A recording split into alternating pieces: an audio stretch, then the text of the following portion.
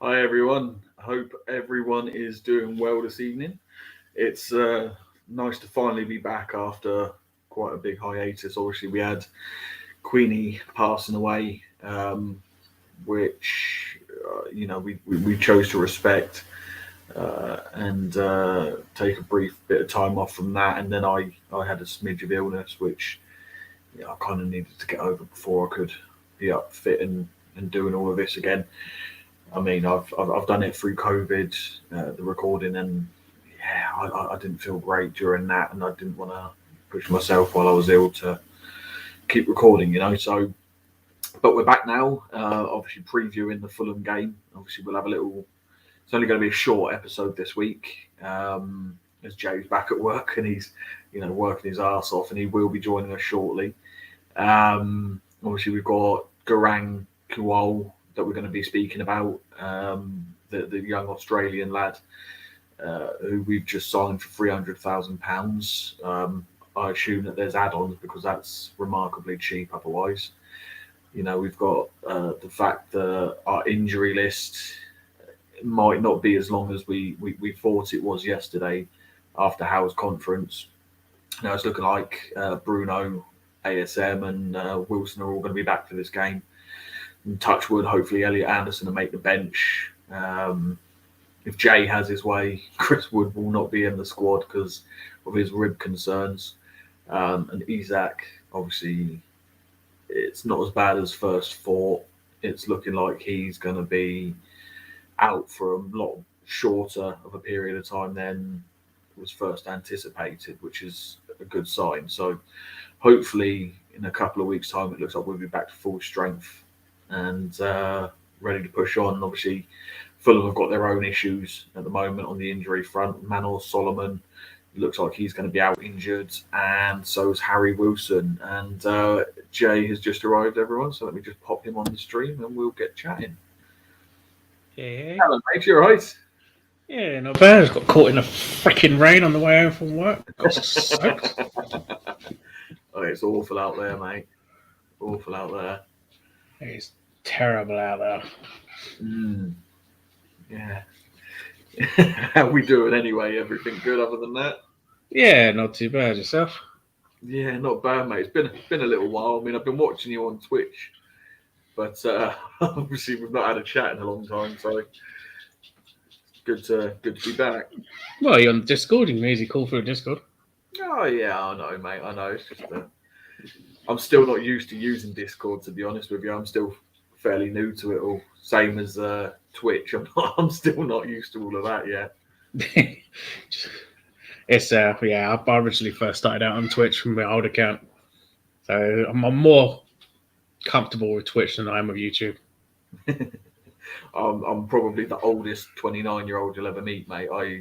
Other than YouTube, I don't really know how to work all of these other sites. I'm just 29. Yeah. You don't look a day over 50.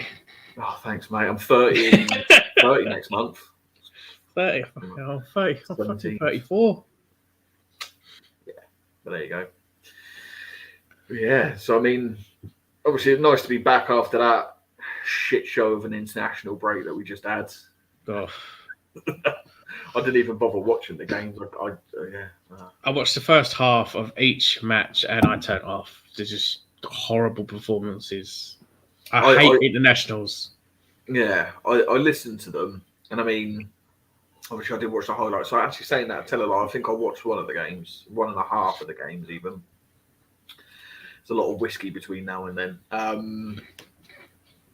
Nick Pope, I don't think gave a good showing of himself, but it's difficult when you got that defence playing in front of you of Maguire and Kyle Walker playing as centre back. It's hard to, I imagine, for a player of his quality to shine. It's just Maguire. He is awful. I've read the stats. He has, well, if you want to look at it a funny way, he's had 6 relegations in his career. And that includes a relegation for England. We're now going to be seeing England playing in the Championship next season. Yeah, well, yeah, it's not good. I mean, it's the second relegation Southgate's had in his career, one with Middlesbrough, one with the internationals now. So, it's another thing for the CV for him. But Yeah, it is what it is, isn't it, mate? I mean, it was nice to see Eddie Howe put to bed earlier the rumours of him potentially taking over the England manager mantle. Oh yeah, I managed to catch his press conference this morning. Mm. He wants to do the day-to-day training. He doesn't want to have it in bits and pieces all over the place, which any manager will want to do their stuff every single day. They don't want to have too long a rest. It's just the job would be ideal for Steve Bruce, just to train once every couple of months, and that'd be it. Well, just like Southgate, he's a nice bloke, nice family man. But there you go. Is what it is. You wouldn't take him at your club. So why would you have him as your international manager? That's what I don't get about Southgate. Is no one in the big six would go, oh yeah, he'd easily come in and slot into that manager's job. So why is he managing England? I don't understand it, but with people like Tuchel and Pochettino readily available, I don't see why after the World Cup, if it's a monumental flop like I expect it will, why we don't get one of those blokes in, because they'd do a hell of a job compared to him.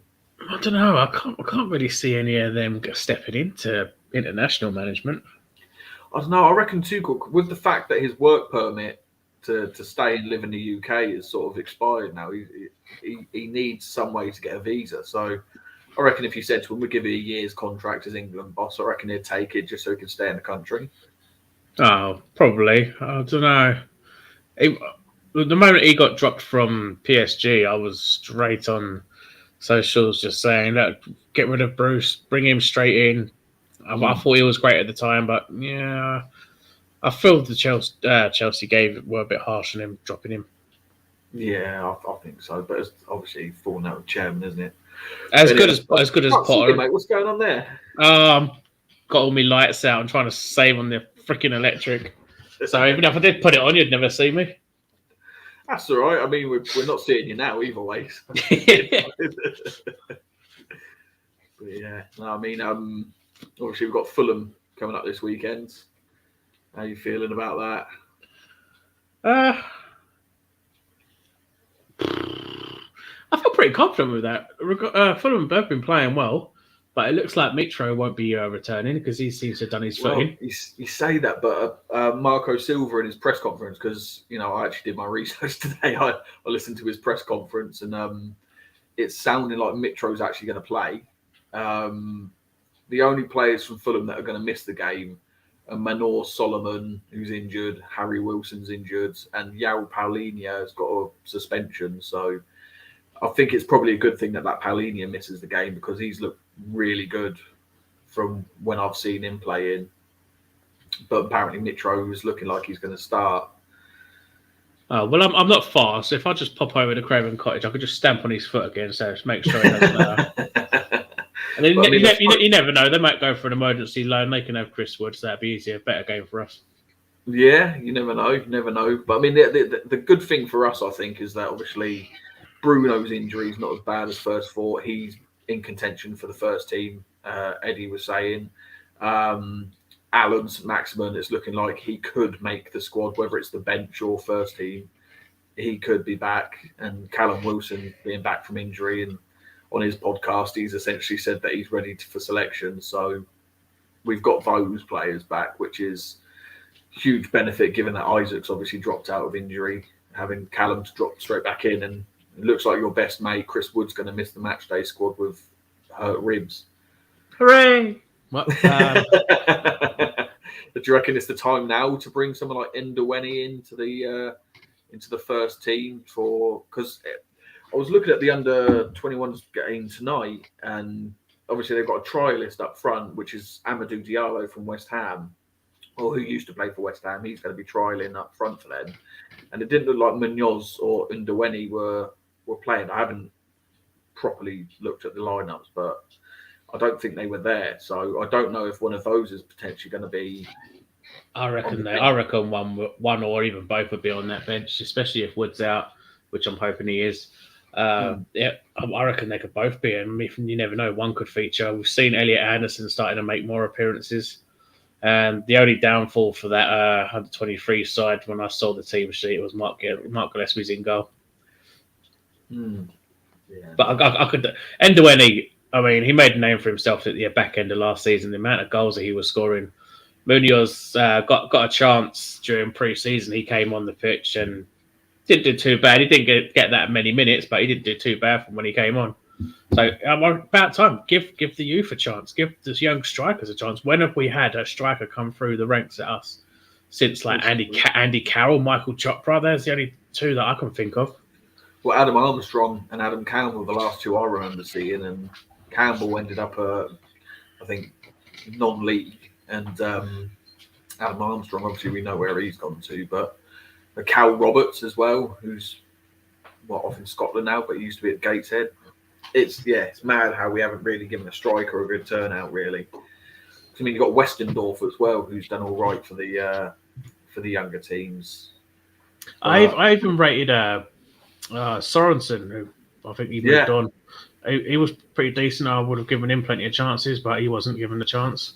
So why not give some youth strikers a chance? We got Cal Watts that can come through for the defence. We got Anderson that's for the midfield. Give Ndueni or Munoz the chance up top. This is it. I mean, obviously Munoz is still on loan. We signed him on a 2-year loan last season, so he's got plenty to prove. And why not give the lad a chance to prove that he can cut it? Because, with this young lad that we signed from Australia, the opportunities are going to be narrowing down ever so slightly because this kid that's coming in is meant to be the next big thing, I mean, I've seen some. I'm not sure if you know much about this kid, but I've seen some highlights and things in pre-season. Central Coast Mariners played against Barcelona, and he skinned half of their team, and he missed. But he skinned half their team and almost scored. And he looks a good player. If he can use that form for the under-21s, or if he can prove it by going to a European club on loan. Then you never know. Next season, he could make a breakthrough into the subs. Maybe some appearances at a young age. Why not? Given the confidence and being played in front of big crowds could give him a huge confidence boost. Because I think you see something that his brother plays for Stuttgart in Germany. All right. Because when he got called up, I think there's a quick clip of him having an interview when he got called up for Australia. He said that I think it was like boasting to his brother and saying that his brother plays. I think I've seen that. Yeah. Yeah, his brother plays for Stuttgart, so his brother knows how the European stage of the football. He knows how to play in it within big stadium, so it could happen for him as well. Yeah, definitely. I mean, the fact that he's so young and he's already a capped international, and I mean, he's only played I think it's something like 9 games for Central Coast Mariners, and he's got 4 goals, 1 assist. That's 5. That's a goal every 2 games for someone that's just turned 18. That's next level. I mean, especially as the fact that according to Sky Sports, we beat Barcelona to signing him, and apparently Juventus was another team that were interested. So, future's looking bright, mate. From the sound. Oh, definitely. Finally bringing in those youth players. Just need to get rid of the old dead wood, as we would say. Yeah. I see what you did there. I mean, it's probably a good thing that he's not available for selection for the next game because he doesn't offer anything in any game, to be fair. So. But there you go, mate. But it's going to be weird playing Fulham because obviously we're going to have Mitrovic playing against us, which it's been a little while since he's done that. But then we're going to have Kevin Mababu that's just come back to England playing against us again. I have to admit, when we sold him, I was pissed because he looked like he was going to develop into a really decent little player. Player we should never have gotten rid of. I remember that game against Chelsea when he had their players in his back pocket when he had his debut. He was a star for the future. The same as Haidara. I rated him a lot, but he never got many games. Yeah, that was then. We sold our best players. Whenever we had a good, positive player coming in, we'd sell them and bring in absolute rubbish. Yeah. But we had to fund Mike Ashley's booze cruise somehow, didn't we? So, Oh, yeah. And his casinos. Yeah. Jesus. But, it's a weird one. I mean, this game coming up, it could be the most boring game going. It could be a complete and utter pile of crap, 0-0, because both teams just cancel each other out, or it could be the highest scoring game of the season. I don't think there's going to be an in between with this game because Fulham are terrific, but I mean, what they've got going against them is that in every game they've played so far, Mitrovic has obviously been naturally their focal point, and he tends to get a lot of his knockdowns from the ball and a lot of aerial duels that he wins. But if we're playing players like Cher and Dan Burton or even Botman, he's not going to have much luck coming up against such big lads. So it's going to be really interesting to see what happens between Mitrovic and the defence, because it could cancel each other out on that front as well. I think having Botman man marking Mitro would be the ideal choice. He's a powerhouse. Mitro's a powerhouse. Botman, he has 100% aerial duel victories. So it's no. So it's a no-brainer. You got to have him marking up Mitro. Yeah. So from that, you'd rather start Botman than Dan Burn in this game. I don't know. See, I do want to see Botman and Burn having two tall centre backs pairing up alongside each other, but you can't. It's just the back end of last season. You could not drop either Burn or Shaw because they were both totally on form. Exactly what Hal said in his conference. Yeah. See, I mean, the thing for me, and I know he won't, but in this game, I would probably switch to 3 centre backs with Trippier and Target playing more as wing backs. I'd drop Willock out the side because he's not offered anything in the past 2 or 3 games. Now, I love Willock, but the past 2 or 3 games he's been non-existent in that side. And I'd have Bruno and Jolinton in the centre, and that's how I'd play it, because if you've got Botman, Burn, and Cher playing in the middle of the 3 so that he can ping the balls forward, nobody's going to beat any of those aerially. You're not going to get past them because Burn and Botman would be playing a lot deeper than Cher would.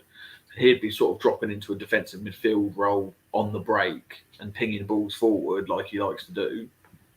I think that would work quite well, but obviously I don't think Eddie's going to change from the system that he's already got him playing in. Nah, you can't drop the 4-3-3. It's working.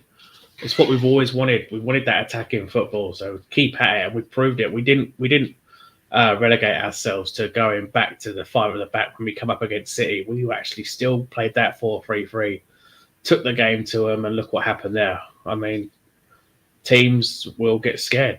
And I've always said it every single time. No matter how big the team is, the defenders hate to be run at, and we took the game to them. Yeah.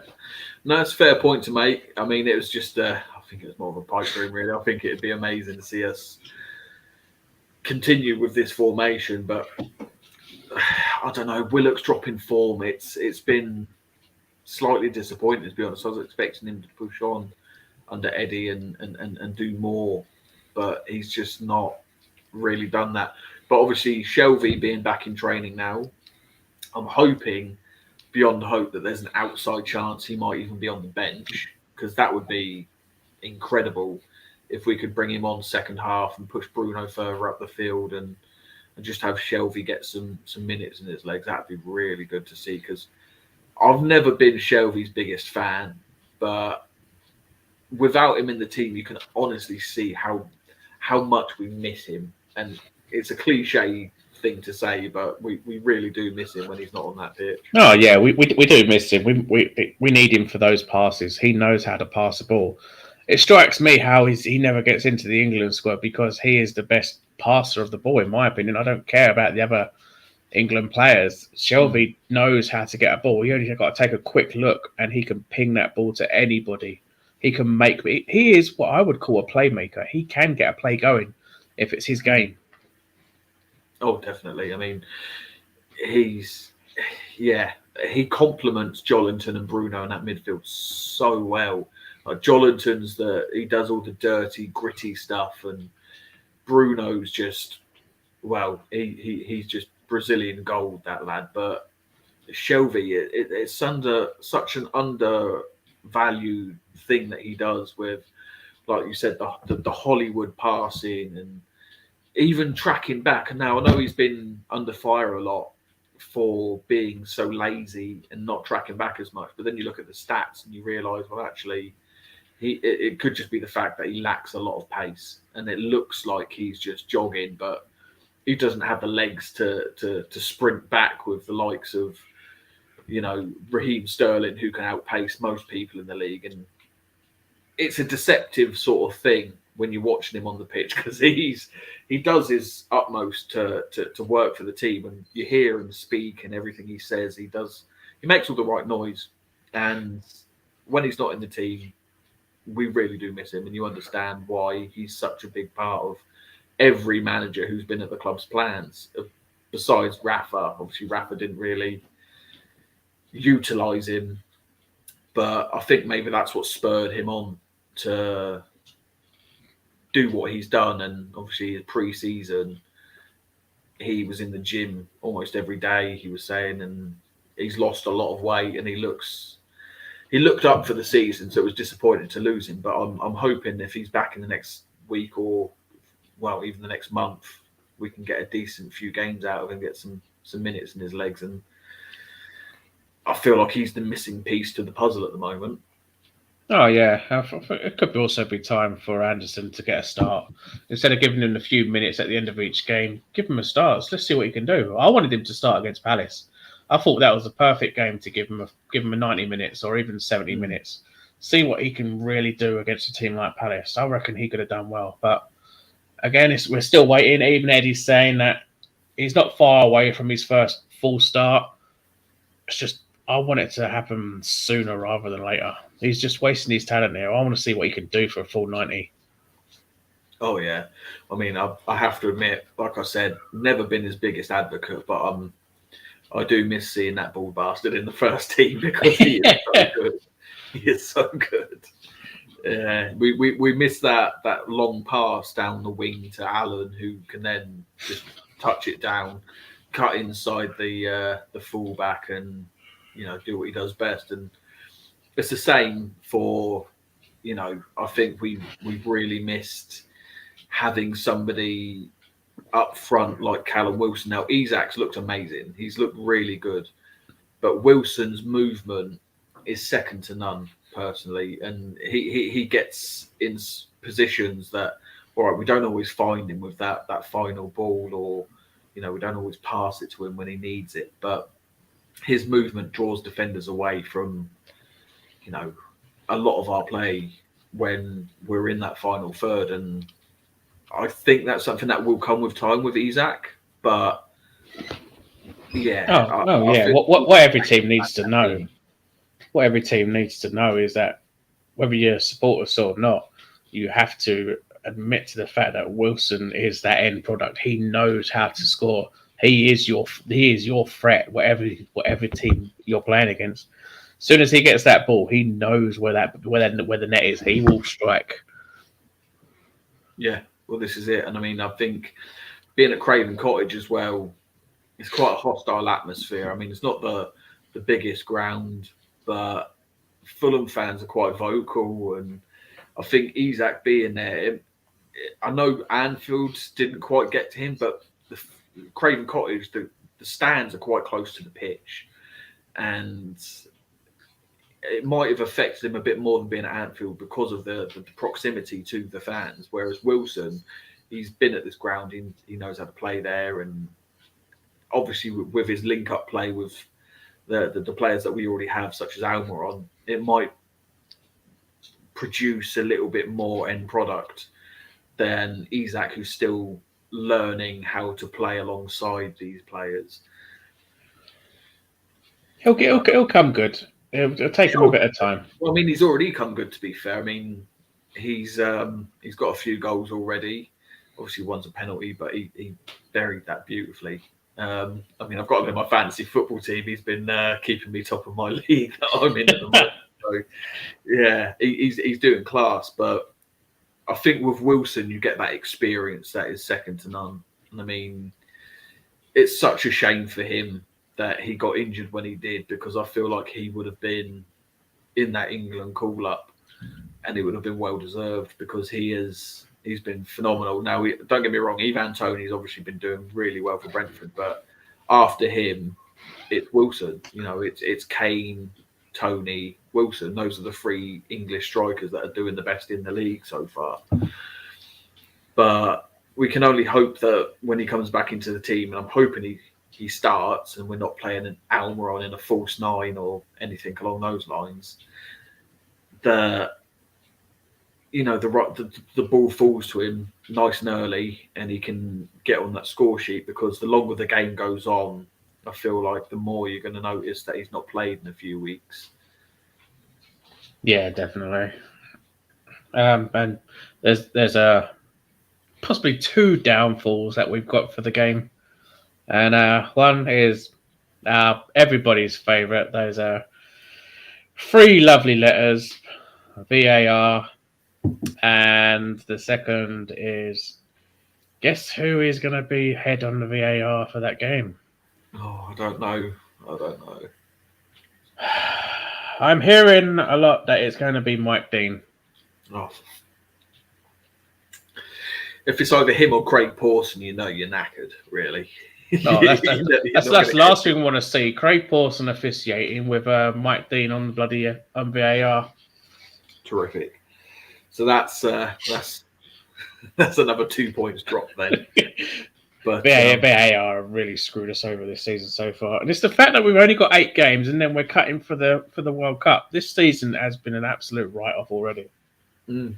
What's weird at the moment though is obviously Fulham.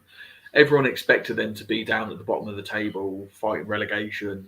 They're above us. I mean, we're sat, I think we're 10th with 8 points, and they're 5th, 6th. Something along those lines with 11 points. It's weird. We're going in with roles reversed. We're sort of the underdogs for this. And I know there's been a lot of pundits slagging us off, saying how, you know, with the money that we've spent, we should be 7th or higher. But they neglect to remember the fact that we've not had investment for the entirety of Mike Ashley's reign, and now we're having to undo all the shit that he's wrought upon the team. And we still don't have squad depth. I mean, we still got Jacob Murphy on the bench, and Almiron is still first team. Now, I love Miggy at the best of times. The guy works his ass off for the shirt. He does everything in his power to try and do something, but you know, there's only so much that effort can give you on the pitch. And in the game against Bournemouth, he was completely ineffective. The same with Ryan Fraser. I love Ryan Fraser, and maybe it was the fact that it was against Bournemouth.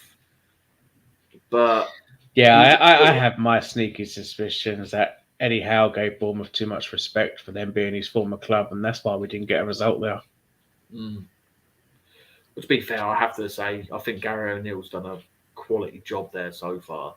I mean, since Scotty Parker's got the sack, I do think that he's come in and he's done phenomenally. I mean, he was up for Manager of the Month as well, wasn't he, Gary O'Neill? So huge credit to them for that, because they've turned around what was really poor form into something that's, you know, quite respectable. But yeah, I think you're right. I think Eddie showed them way too much respect. And it showed on the pitch. I mean, their first goal was just terrible. I mean, what our defence was doing for Philip Billing to be able to score that, it was tosh. And sorry to sound really southern and posh by saying that, but it was fucking tosh. You're fucking tosh.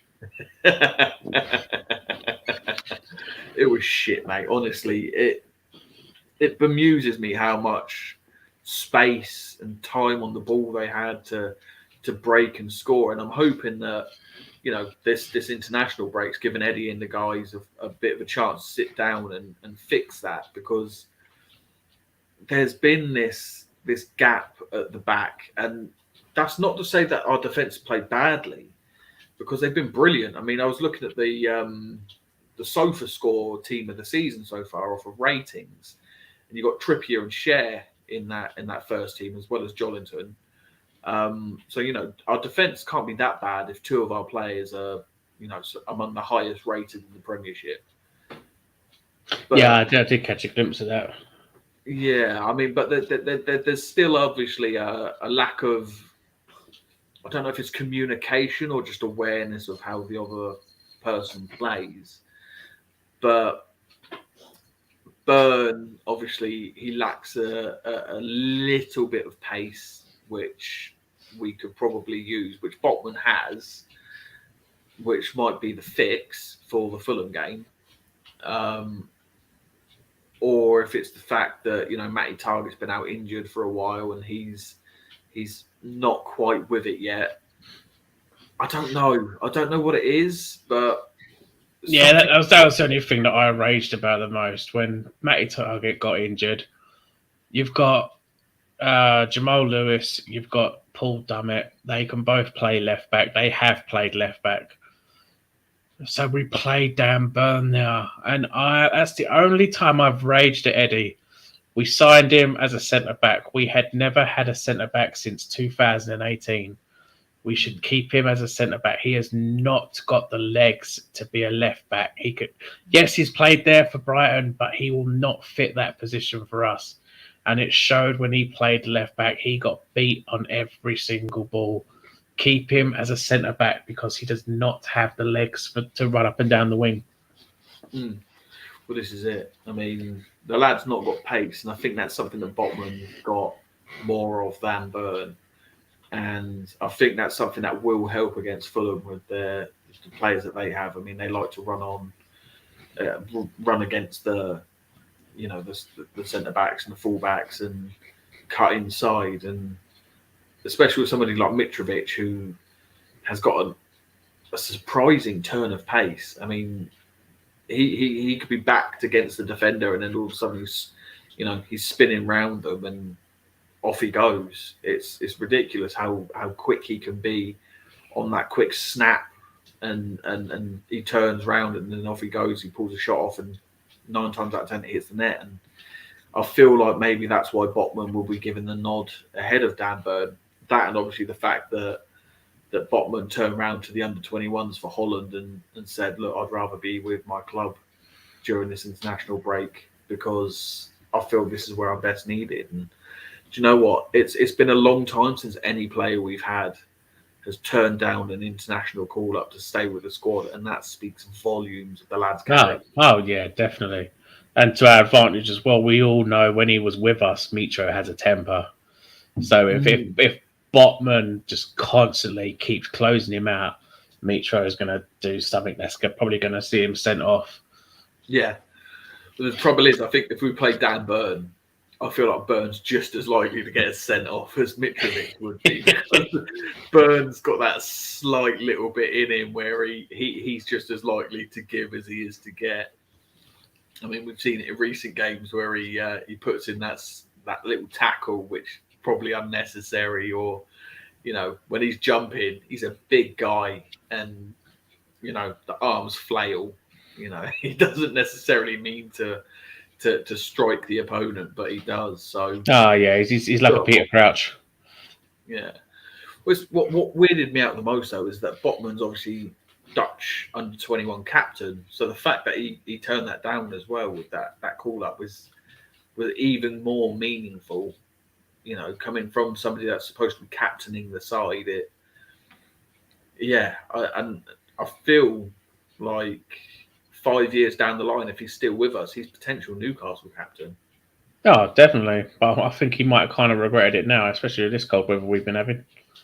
Yeah, this is it. Yeah, but I mean, I was reading as well on the subject of Botman, how Maldini was talking in the press recently, saying how much he was trying to sign Sven Botman and how desperately they were basically begging him to sign, for the club, and he still ended up with us. And for me, this guy's dedication to the cause, it's it's quite inspiring because we've not had players for a long time, turn down bigger clubs to come to us and actually really dig their heels in and become somebody that desperately wants to make an impact on the team and the fans and just dedicate themselves 100% to the cause. It's honestly, it's really nice to see because it's been such a long time since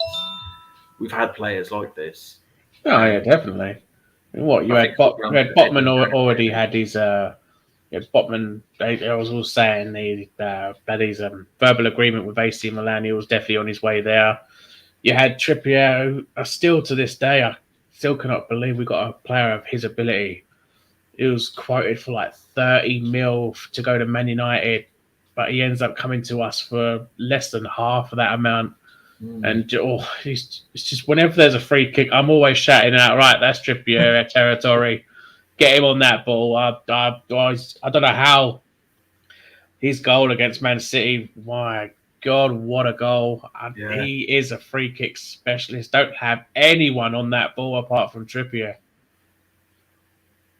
Well, this is it, mate. I mean, we definitely missed that for England as well. Because I mean, there was a I don't remember which game it was, but there was a point where we had a free kick in a decent position, and we let Reece James take it, and it flopped completely and utterly. And you sort of think, if Trippier was over that ball, that would have hit the net. But it's ridiculous to think that we've got this level of quality in the squad. The trouble is that between VAR calls and some flat performances, that we've not really been able to hit the heights that a lot of people were hoping we would hit. Now, don't get me wrong, the fact that we're even still in the top 10, for me, that is huge improvement. But there's a lot of people out there, mostly pundits, not really Newcastle fans. It's mostly pundits that are thinking we should be hitting higher heights than we are. It's refreshing just to see a team that tries. For me, I mean, obviously you've got people like see. I listen to Talk Sport mostly because there's nothing else to do. I mean, there's shit on TV, there's shit on the radio, so I throw Talk Sport on just as a way to pass the time. And 9 times out of 10, I end up turning it off because they're talking absolute bollocks. Like earlier today, they had Kevin Campbell on, and that man talks more nonsense than anyone you've ever heard. But they would, Cundy and O'Hara were talking about how Newcastle should be achieving more than they're achieving. Now, for me, that's a load of wank, to be honest. I mean, we've achieved what we've achieved because we've played well, and we should be higher up the table if VAR calls were correct. But obviously, we've been screwed over a fair few times, and VAR have even admitted that we should be a lot higher up the table. But is there going to be more people calling for things like this or saying things like this, given that we've spent so much money and that we're still only sat in 10th? And again, Fulham are above us in the table. Is that something that's going to hinder our our progression potentially? Just the fact that you need the Premier League and you need VAR and all the others to just grow the fuck up. You'd stop protecting the big self-proclaimed Big Six. Learn the fact that there are 14 other teams in this league that are competing, regardless of how big they are, whether they're weak or they're strong. You're not gonna keep on protecting that so self-proclaimed Big Six. Grow the fuck up. Let the games be played fair. We've been screwed over on a fair amount of games. We could be in the top 4. We could be top 2. We could be even top of the league. We've been screwed out of these games with the goals that we've scored or the goals that should have been allowed. Yes, we've only lost 1, but we've also only won 1. We've drawn too many. You think, yeah, okay, we've drawn a lot, but yeah, it's just that it looks weird. You see, we've only lost 1, but it looks like we're performing badly. But this is the weird thing. I mean, you look at some of our games and the way we've played, and we've done really well if you look at it like that. But then you look at the table and it's like, Jesus Christ, is that it? And it's deceptive. I mean, you think as well, we've played Liverpool and Man City and we've lost one game all season, given that some of the teams that we've played, it's very deceptive. But I don't know. I mean, the money we've invested, I can see why these pundits are thinking that we should probably be doing better than we are. But you think Isaac came in quite late, given that the situation with the transfer window that ended quite far into where we are. I mean, what was it? We were about 4 or 5 games into the season before the transfer window ended. So it's quite easy to forget. Like it's easy for pundits to sit there and go, "Oh, they've spent this much money," but 4 games in, we actually hadn't spent this much money. And I think that they easily forget that. It's like with teams like Arsenal, yes, they got Jesus for 45 million, but that's purely because City didn't deem him as an important player and they didn't need him. And yes, we got Isaac for more than that, 60 million, but that's because he was deemed as an important player to Sociedad. It's a really, really weird situation for us to be in because we've never had this kind of cash to spend before, and we've never been compared to these teams with this kind of expenditure or performances or anything like this. It's really weird. And I mean, the biggest compliment that I can give to us is that Simon Jordan, who is, almost the anti-Newcastle fucking Jesus on TalkSport, has been complimenting us, saying that we're one of his favourite teams to watch at the moment because of the football that we play. It's really weird situation at this moment in time for us as a club. No, it is, especially when they're all having a laugh, saying, "Oh, like when a fan calls in and says they wanted Eddie Howe, look who we got. We got Eddie Howe. Look at the back end of last season. We were top 4 on form." So it soon wiped the smile off their faces. Yeah, well, it's like you just said. I think it was Jason Cundy and Jamie O'Hara were doing. See, for some reason, I really wish I didn't enjoy TalkSport as much as I did because they talk a lot of shit. But there was an episode where obviously a Newcastle fan called in and said that he wanted Eddie Howe to take over as manager, and they utterly berated him. Said, "You've got all the millions in the world and you want Eddie Howe." And I mean, look at what he's done. Look at what he's done, and he's done incredibly well to bring the club together.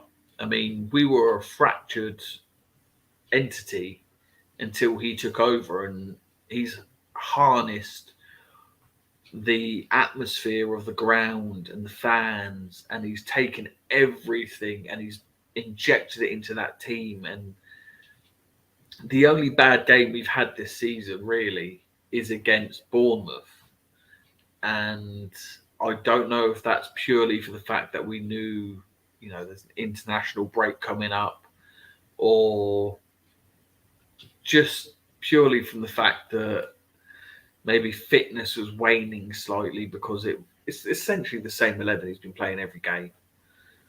But I don't know. It's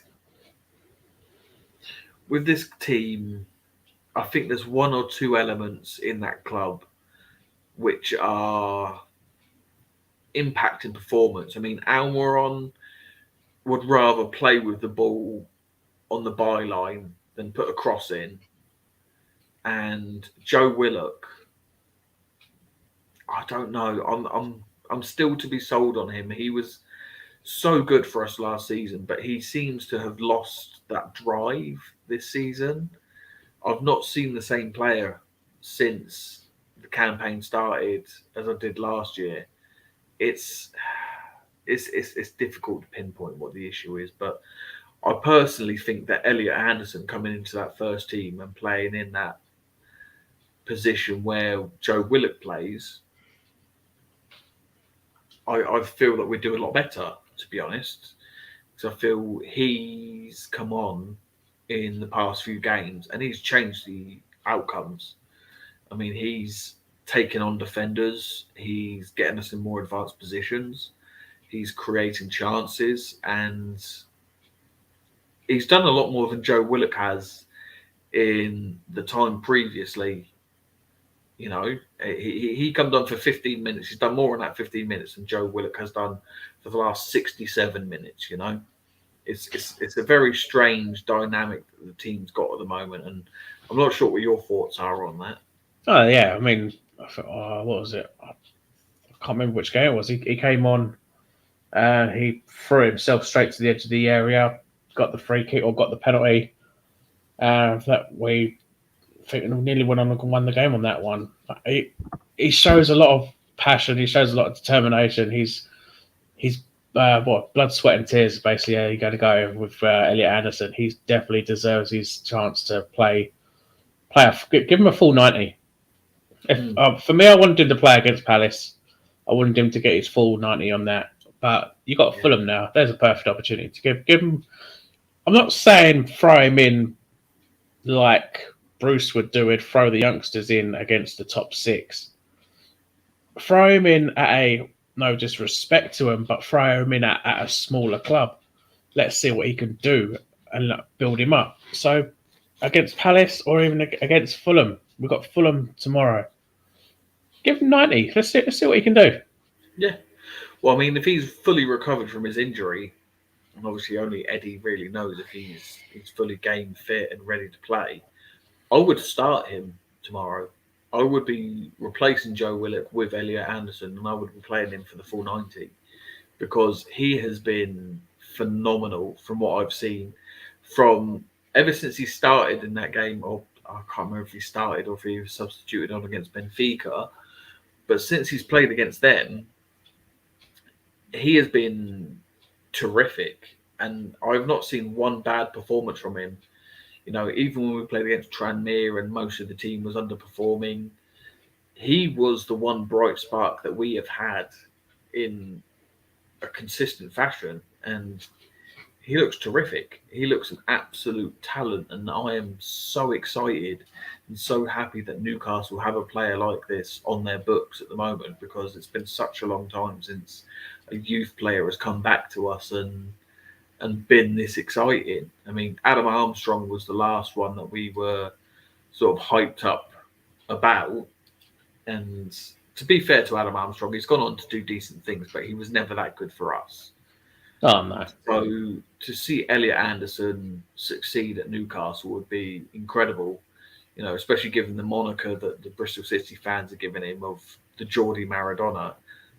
And I've seen it in the game that he's played. He has that, the first touch of the ball that he's got is terrific. You know, he can skill up a few players and maintain hold of the ball. His possession play is terrific. Just, he looks a complete player. And I think given more exposure to first team football, he could go on to become a key player for this team. That's one thing that Newcastle haven't done in recent years, is besides the Longstaff brothers, is give opportunities to the youngsters who then progress to become first team players. I mean, Sean has dipped. He had his moment in the sun, and if I'm entirely honest, I know a lot of people use the expression of, you know, give him time, but he's, I don't know. I just don't see it anymore. I just don't see it. He plays in that holding midfield role, and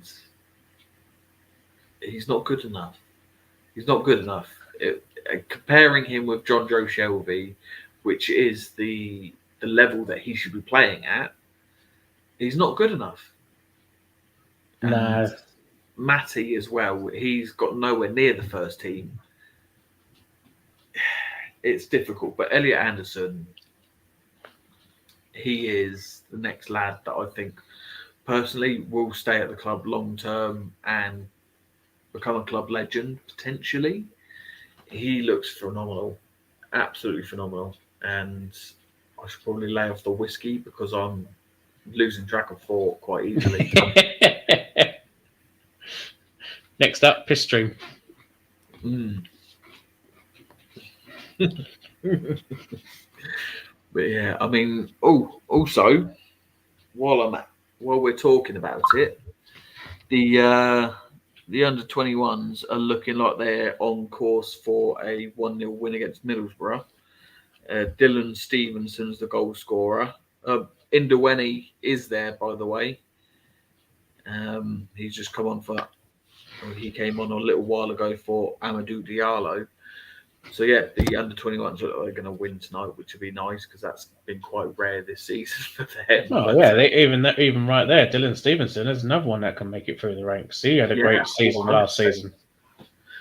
But he's definitely one for the future. Him and Elliot Anderson, I feel, are the two that could potentially press on and become first team players for Newcastle. I mean, Stevenson can play either side of the wing, and obviously Elliot can play anywhere across that midfield. So already there's two valuable players. I mean, it'd be nice to see them come through. That's all. Oh yeah. I mean, we'd give our right arm for any player from the academy to come through to the first team that isn't a long staff. The youth is definitely looking bright for the future for us. So if we're going to get that season where we're not going to be able to bring in a player, then we can rely on that, knowing that we have an amazing youth setup that can come in and do the job without having to pay 60, 70, 80 odd mil when that youth player could be worth that on their own. 100%.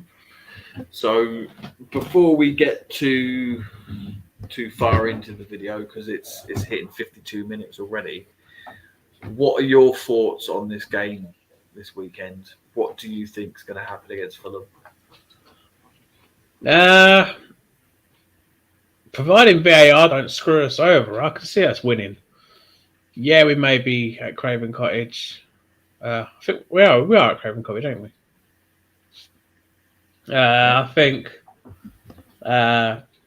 we don't have the best of times when we played at London. I do remember that the early 2000s when we had the London curse, we could not get a single win in London. But I feel we can beat Fulham. I can see it being 3 points, providing VAR don't screw us over. That will be 3 points. We'll be back on winning ways.